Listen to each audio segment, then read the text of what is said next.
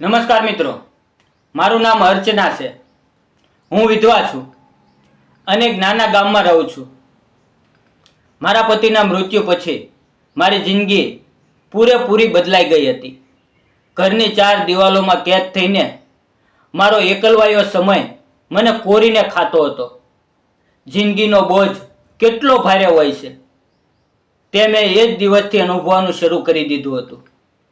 તેમ છતાં મારા પતિ દ્વારા બનાવવામાં આવેલા ઓરડાઓની મારા માટે સહારા સમાન બની ગયા હતા. હું એ રૂમ ભાડે આપતી હતી અને તેનાથી જ મારું ઘર ચાલતું હતું. એક બપોરે હું સિલાઈ મશીન પર બેસીને કામ કરી રહી હતી અને વિચારોમાં ખોવાયેલી હતી. ત્યાં જ અચાનક દરવાજા પર ટકોરા પડ્યા. આટલી ગરમીમાં કોણ હશે, કોણ આવ્યું હશે એવું વિચારતા હું ઊભી થઈ અને દરવાજો ખોલ્યો. સામે જોયું તો એક ઊંચો, હેન્ડસમ અને પાતો નવયુવાન ઊભો હતો. તેણે સાદા કપડાં પહેર્યા હતા, પણ તે વ્યવસ્થિત રીતે ઇસ્ત્રી કરેલા હતા, જેનાથી તેની સાદગી, શિસ્ત અને સારા સંસ્કાર દેખાઈ આવતા હતા. તેણે સ્મિત સાથે નમસ્તે કર્યું અને કહ્યું, મારું નામ પ્રશાંત છે. હું તમારા ગામની શાળામાં નવો શિક્ષક બનીને આવ્યો છું. મને રહેવા માટે રૂમ જોઈએ છે અને મેં સાંભળ્યું છે કે તમારે ત્યાં ભાડે રૂમ મળે છે, એટલે હું અહીંયા આવ્યો છું.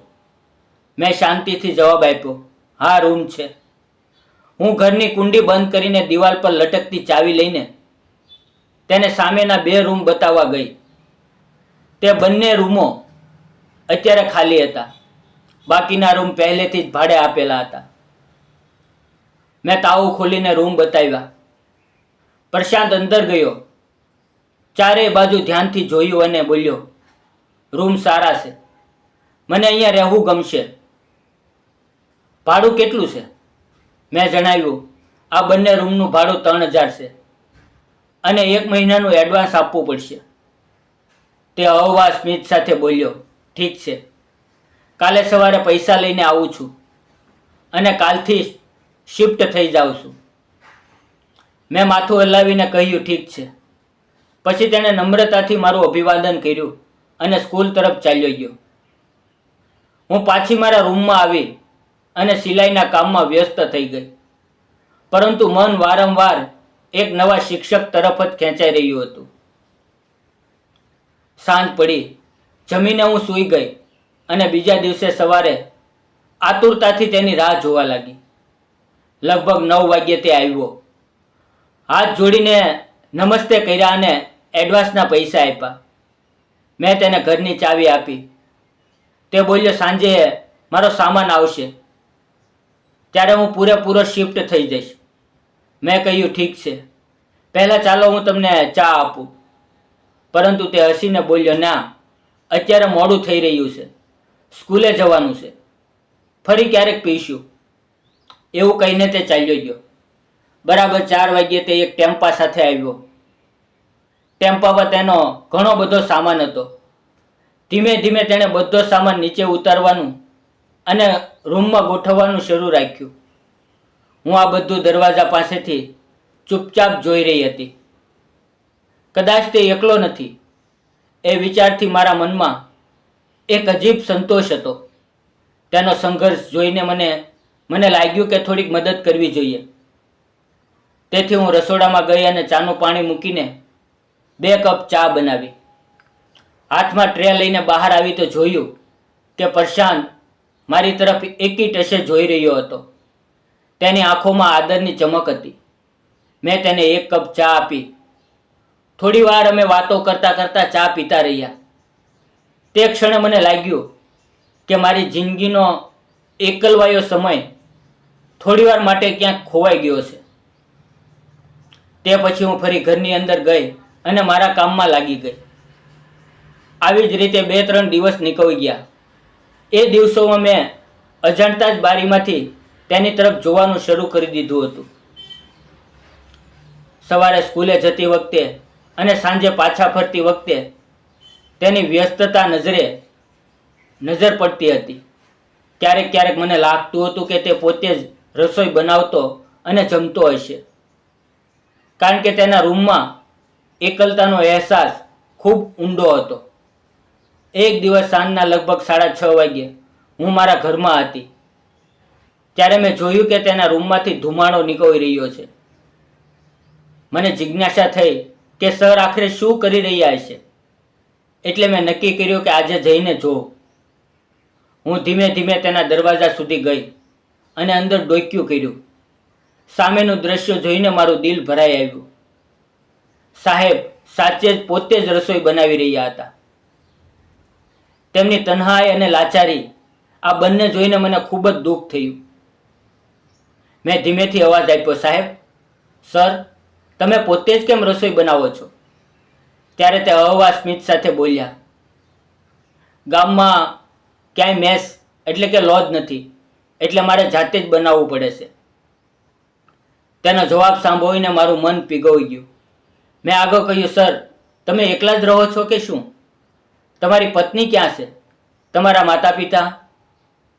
મારો સવાલ સાંભળતા જ તેનો ચહેરો ગંભીર થઈ ગયો. આંખોમાં છુપાયેલું દુઃખ સાફ દેખાવા લાગ્યું. થોડી વાર ચૂપ રહ્યા અને પછી બોલ્યા, જ્યારે હું નાનો હતો ત્યારે જ મારા માતા પિતા મને છોડીને ચાલ્યા ગયા, અને 2 વર્ષ પહેલા મારી પત્ની પણ આ દુનિયામાંથી ચાલી ગઈ. તેમના મોઢેથી નીકળેલા એક એક શબ્દે મને અંદર સુધી હલાવી ગયો. મને ખૂબ જ અપરાધ ભાવ અનુભવાયો કે મેં આવો સવાલ કેમ કર્યો. હું શાંત અવાજે બોલી, માફ કરજો સર, મને સાચે જ નહોતી ખબર કે તમારી પત્નીનું અવસાન થઈ ગયું છે. મારો ઈરાદો તમને દુઃખ પહોંચાડવાનો નહોતો. ત્યારે તેણે હળવા સ્મિત સાથે કહ્યું, અરે ના, તમે કંઈ ખોટું નથી કહ્યું. ઉલટાનું તમારી સાથે વાત કરીને મારું મન થોડું હળવું થઈ ગયું. મિત્રો, એ સમયે મને સમજાયું કે તેમના જીવનની એકલતા કેટલી ઊંડી છે. મેં મક્કમ અવાજે કહ્યું, સર, તમે બાજુ પર હટી જાઓ. આજથી રસોઈ હું બનાવીશ. તમે મારા હાથનું ટિફિન સ્કૂલે લઈ જજો, અથવા તો મારા ઘરે આવીને જમી લેજો. પણ આવી રીતે જાતે ના કરો. આ તમારા હોદ્દાને શોભા નથી આપતું. મારી વાત સાંભળીને તે થોડા હસ્યા, બાજુ પર ખસ્યા અને મને રસોડામાં કામ કરવા દીધું. જ્યારે હું તેમના રસોડામાં કામ કરી રહી હતી ત્યારે તેણે અચાનક પૂછ્યું, તમે પણ એકલા લાગો છો? હું કેટલાક દિવસોથી જોઈ રહ્યો છું. તેમનો આ સવાલ સાંભળતા જ મારું મન પણ ભરાઈ આવ્યું. મેં ધીમે ધીમે કહેવાનું શરૂ કર્યું, હા સર, મારા જીવનમાં પણ એવું જ થયું છે. મારા પતિના ગયા પછી હું ખૂબ એકલી થઈ ગઈ છું. મારા લગ્ન 4 વર્ષ પહેલાં થયા હતા. મારા પતિ ખૂબ જ સમજદાર, મહેનતુ અને સારા માણસ હતા. તેમણે પોતાની મહેનતથી આ રૂમ બનાવ્યા હતા, પરંતુ નસીબને કંઈ બીજું જ મંજૂર હતું. તેમને એક ગંભીર બીમારી થઈ ગઈ અને એ જ બીમારીમાં તેનું અવસાન થઈ ગયું. તેમના ગયા પછી મારી આખી જિંદગી વિખેરાઈ ગઈ. હું પિયર જતી રહી હતી, પણ ત્યાં પણ મારું મન નહોતું ચોંટતું. પતિની યાદો મને દરેક પળ સતાવતી હતી, એટલે હું પાછી અહીંયા આવી ગઈ. આ રૂમ ભાડે આપીને અને સિલાઈનું કામ કરીને હું ગમે તેમ કરીને મારું ગુજરાન ચલાવવા લાગી. પણ સાચું કહું તો હું બિલકુલ એકલી છું. મારી વાત સાંભળીને સર થોડીક ક્ષણો માટે ચૂપ રહ્યા અને પછી બોલ્યા, તમે હજી ખૂબ યુવાન છો. તમારી આખી જિંદગી આગળ પડી છે, તો પછી તમે બીજા લગ્ન કેમ નથી કરતા? તેમના આ સવાલે મને અંદરથી હલાવી દીધી. મેં ધીમા અવાજે કહ્યું, સર, આજના જમાનામાં કોઈ વિધવા સાથે કોણ લગ્ન કરશે? લોકો માત્ર પોતાનો ફાયદો જુએ છે. કોઈને પાસે સાચું હૃદય જ નથી બચ્યું. આપણી આવી થોડી ઘણી વાતો ચાલતી રહી. ત્યાં જ મારી રસોઈ બનીને તૈયાર થઈ ગઈ હતી. મેં કહ્યું, સર, જમવાનું તૈયાર છે, તમે જમી લો. પછી હું મારા ઘરે જતી રહી. સરે દિલથી મારો આભાર માન્યો. જતાં જતાં મારી તરફ જોયું અને હળવા સ્મિત સાથે બોલ્યા, તમે દેખાવમાં ખૂબ સુંદર છો અને દિલથી તેના કરતાં પણ વધુ સુંદર છો. તેમના આ શબ્દો સાંભળીને મારું દિલ અચાનક હળવું થઈ ગયું અને અંદરથી એક અજાણી ખુશીનો અનુભવ થયો. હું મારા ઘરે પાછી ફરી, મારા માટે રસોઈ બનાવી, પણ હવે મારા મનમાં કંઈક અલગ જ વિચારો ચાલી રહ્યા હતા. અમારા બંનેના જીવનમાં એક સમાનતા હતી, એકલતા અને કોઈના સહારાની જરૂરિયાત. એક ક્ષણથી મને લાગ્યું કે કદાચ અમે બંને એકબીજાની અધૂરી જિંદગીને પૂરી કરી શકીએ છીએ. અમારી દિનચર્યા હવે બદલાવા લાગી હતી. બારીમાંથી સાચી પણ અમારી નજરો રોજ મવતી હતી.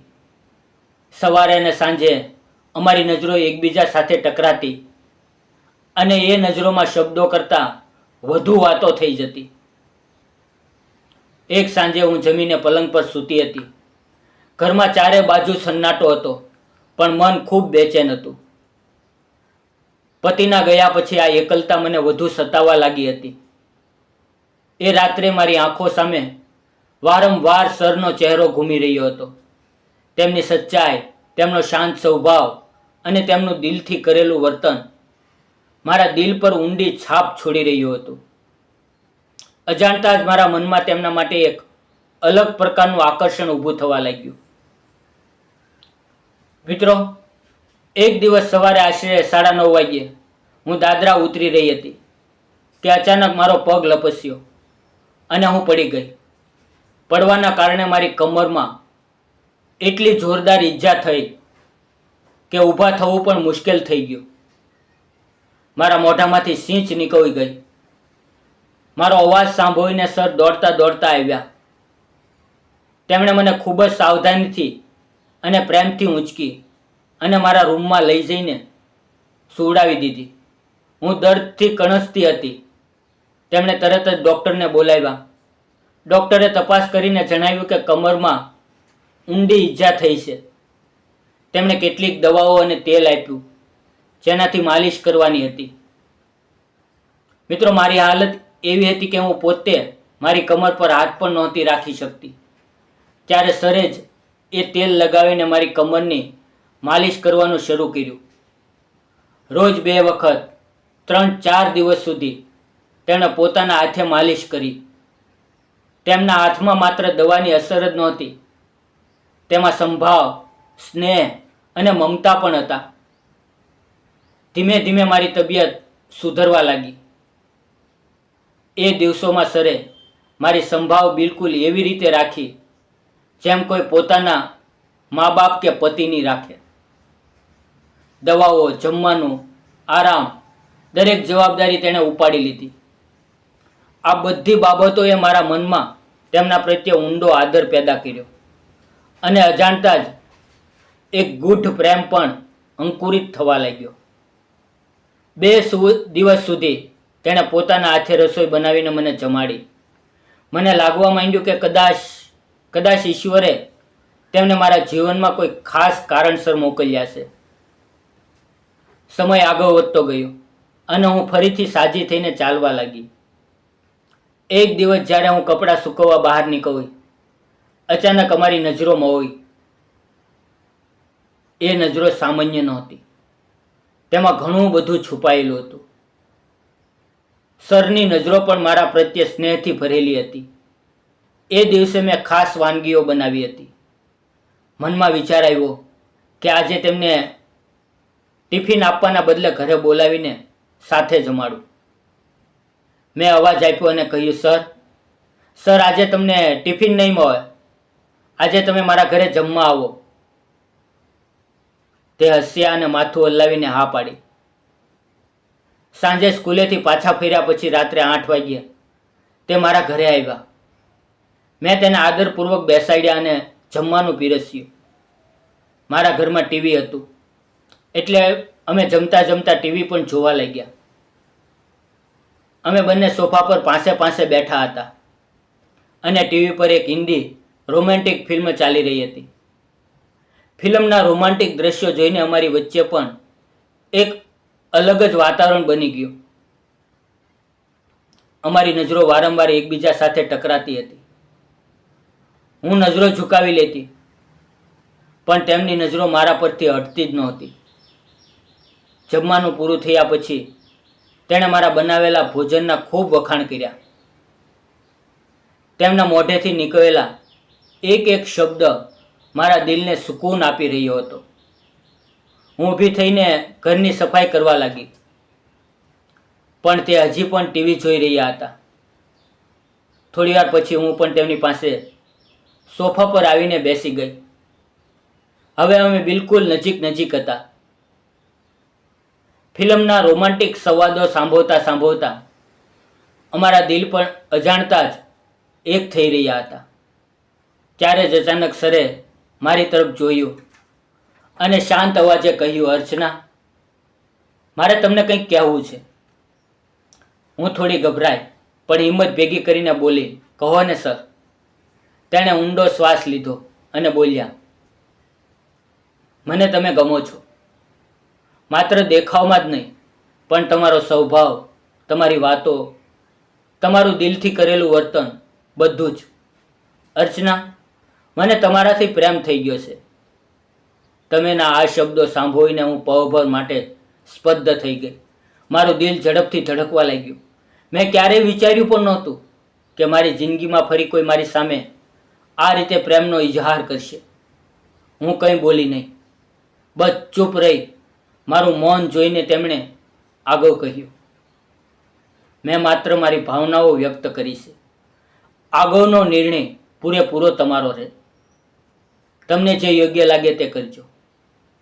તેમના સચ્ચાઈ ભર્યા શબ્દો મારા દિલમાં ઉતરી ગયા અને મારી જિંદગી એક નવા વળાંક પાસે આવીને ઊભી રહી ગઈ. ત્યારે મેં સરને કહ્યું, હું તમને ક્યારેય પણ મજબૂર નહીં કરું, પરંતુ મારું દિલ જે કહે છે તે તમને જરૂર જણાવીશ. આટલું કહેતાની સાથે જ હું ધીમે ધીમે સરની નજીક સરકી ગઈ અને તેમની આંખોમાં ઊંડાણપૂર્વક જોવા લાગી. એક ક્ષણે અમારી નજરોથી અણકહી ભાવનાઓ એકબીજા સુધી પહોંચી ગઈ. અમે બંને હળવું હસ્યા અને એ સ્મિતમાં એક નવા સંબંધનો જન્મ થઈ રહ્યો હતો. જાણે બે ઘાયલ આત્માઓ એક સાથે આવીને ફરીથી જીવી ઉઠી હોય. એ દિવસ પછી અમે ઘણી વાર મળતા રહ્યા, સાથે સમય વિતાવતા રહ્યા. અમારો પ્રેમ માત્ર આકર્ષણ નહોતો, તેમાં ઊંડાણ, સમજદારી, વિશ્વાસ અને એકબીજા પ્રત્યેની સાચી આત્મીયતા હતી. મિત્રો, લગભગ 6 મહિના અમારી આવી મુલાકાતોમાં વીત્યા. આ દરમિયાન અમે એકબીજાને પૂરી રીતે જાણી લીધા.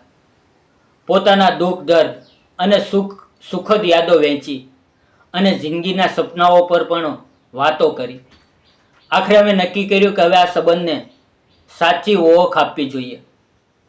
અને લગભગ 7-8 મહિના પછી અમારા લગ્ન ધામધૂમથી થઈ ગયા. લગ્ન પછી અમારી જિંદગી સાચે જ પૂરી થઈ ગઈ. આજે હું અને સર ખૂબ જ ખુશાલ જીવન જીવી રહ્યા છીએ. ક્યારેક જે એકલતા અમારા જીવનને ગળી ગઈ હતી, તેની જગ્યાએ હવે પ્રેમ, આપ્તજન અને સાથે લઈ લીધી છે. મિત્રો, તમે જ જણાવો કે તમને શું લાગે છે કે મેં અને સરે લગ્ન કરવાનો જે નિર્ણય લીધો તે સાચો હતો કે ખોટો? તમારો મત જરૂર શેર કરજો. આ વાર્તા આપણને શીખવે છે કે માણસ ગમે તેટલો તૂટી જાય, પણ જો તેને સાચો પ્રેમ, સાથ અને પોતાપણું મળી જાય તો જીવન ફરીથી ખીલી ઉઠે છે. અર્ચના અને પ્રશાંત બંનેએ પોતપોતાના દુઃખોમાંથી બહાર આવીને એકબીજાનો હાથ પકડ્યો અને નવા જીવનની શરૂઆત કરી. આ વાર્તામાંથી આપણે એ શીખીએ છીએ કે જિંદગી ક્યારેય અટકતી નથી. આપણે ભૂતકાળની પીડાને છોડીને વર્તમાનની ખુશીઓને અપનાવવી જોઈએ. સાચો પ્રેમ માત્ર આકર્ષણ નથી હોતો, પરંતુ તેમાં વિશ્વાસ, સમજદારી અને એકબીજાની સંભાળ છુપાયેલી હોય છે. તેથી હંમેશા યાદ રાખો કે જિંદગી તમને બીજી તક જરૂર આપે છે. બસ આપણે તેને ઓળખીને સ્વીકારીએ છીએ. જો તમને અમારી આ પ્રેમ કહાની પસંદ આવી હોય તો કૃપા કરીને તેને લાઈક કરો, શેર કરો અને ચેનલને સબસ્ક્રાઈબ કરવાનું ભૂલતા નહીં. ફરી મળશું મિત્રો એક નવી વાર્તા સાથે આવતીકાલે. ત્યાં સુધી રજા આપો. ધન્યવાદ મિત્રો.